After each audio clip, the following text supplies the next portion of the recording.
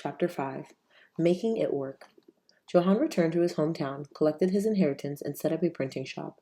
He was eager to make his invention work. In Strasbourg, he had made type from lead, but lead type wore out quickly, the way the tip of a pencil wears down. Now Johann tried mixing other metals with lead. Metal cost a lot of money, and Johann spent all of his inheritance buying different kinds.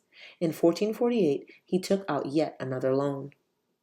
He mixed tin with lead, but the letters were still too soft. Harder metals, such as iron and zinc, took too long to melt. Others shrank when they cooled.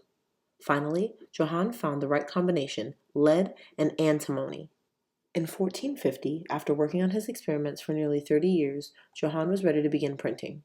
He knew just what he wanted to print, the Bible, the most important book he could imagine. But now he had no money for such a large project. Johann looked around Mainz for someone to invest in his invention. James Fust, a goldsmith he knew, had a brother also named Johann.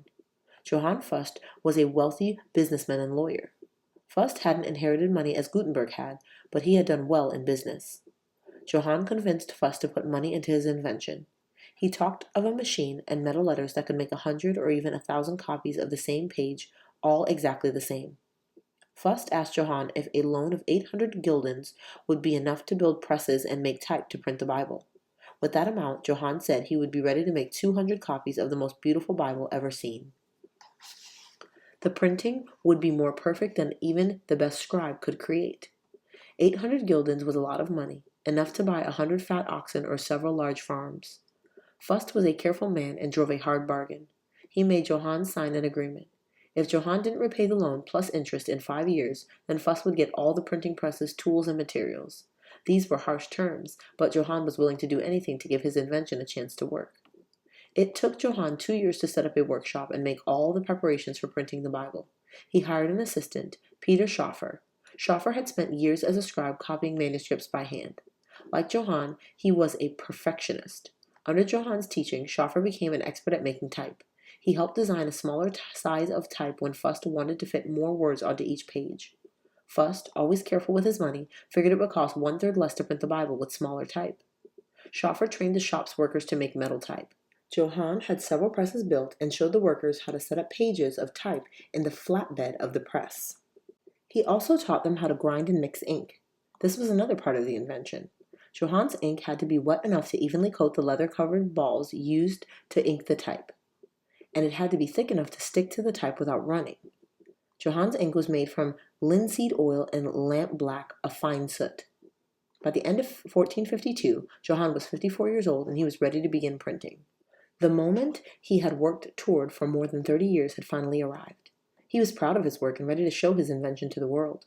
However, he had already spent all the 800 guildens from Fust's loan. Before he could print, he needed more money. Fust offered him 800 guildens more, only if he became Johann's partner. Johann did not want Fust as a partner. The invention of movable type was Johann's idea, and he didn't care to share it with anyone. But there was no other way to get the money he needed. Taking on an unwanted partner would be temporary, Johann reasoned. As soon as he made a profit on the Bibles, he would get out of the partnership. Why did Johann need so much money? Printing the Bible was a huge project. In addition to paying his workers, Johann paid a joiner to make several presses. He bought metal for type and enough vellum and paper to print about 180 copies of the Bible. About 30 copies would be printed on vellum and the rest on paper, which was cheaper. Adding up Johann's paper bills shows how some of Fust's money was spent. 500 sheets of good writing paper cost 1 gulden. 321 sheets of paper were used in each Bible. For that many sheets of vellum, Johann had to buy nearly half as many skins. Altogether, Johann used more than 5,000 skins. 2 years went by and still the Bible wasn't finished.